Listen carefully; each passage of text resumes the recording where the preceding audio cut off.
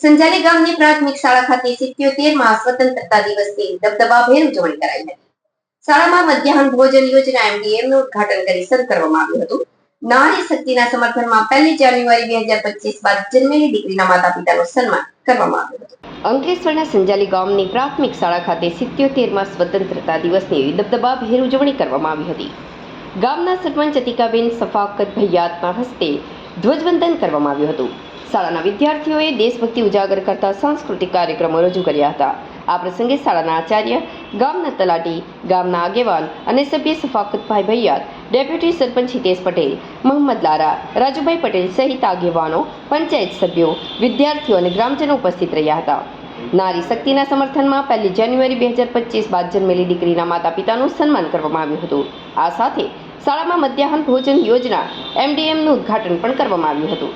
આજ રોજ પ્રાથમિક શાળા સંજાલીમાં 77મા પ્રજાસત્તાક પર્વની ઉજવણી ખૂબ જ ઉત્સાહભેર કરવામાં આવી, જેમાં સૌપ્રથમ નવી જન્મેલી દીકરીઓના વાલીશ્રી અત્રેની શાળામાં હાજર રહ્યા, જે બદલ તેમને સન્માનપત્ર આપીને સન્માનિત કરવામાં આવ્યા. તેમજ દીકરીના હાથે ધ્વજવંદન કરનાર ગામના સરપંચ શ્રી આતિકાબેન સફાકત ભૈયાતનું પણ સ્મૃતિ ચિહ્ન આપીને તેમનું પણ સન્માન કરવામાં આવ્યું. શાળામાં સન ફાર્મા કંપની તરફથી અને સફાકત મોહમ્મદ ભૈયાત અને મોહમ્મદભાઈ ભૈયાતના સઘન પ્રયત્નોથી આકાર પામેલા એવા નવા MDM મધ્યાહન ભોજનનું પણ સરપંચ શ્રી આતિકાબેનના હસ્તે ઉદ્ઘાટન કરવામાં આવ્યું. આતિકાબેન તથા ગ્રામ પંચાયતના સભ્યો તરફથી પ્રોગ્રામમાં ભાગ લેનાર તમામ બાળકોને પ્રોત્સાહન સ્વરૂપે ઇનામ પણ આપવામાં આવ્યા. સાથે સાથે વાલી સંમેલનમાં બહોળી સંખ્યામાં વાલીઓ ઉપસ્થિત રહ્યા.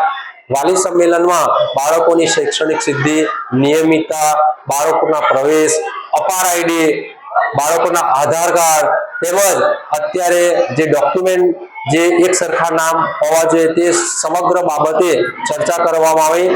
આમ આ રીતે 77મા પ્રજાસત્તાક પર્વની ખૂબ જ હર્ષભેર સંજાલી પ્રાથમિક શાળા ખાતે ઉજવણી કરવામાં આવી.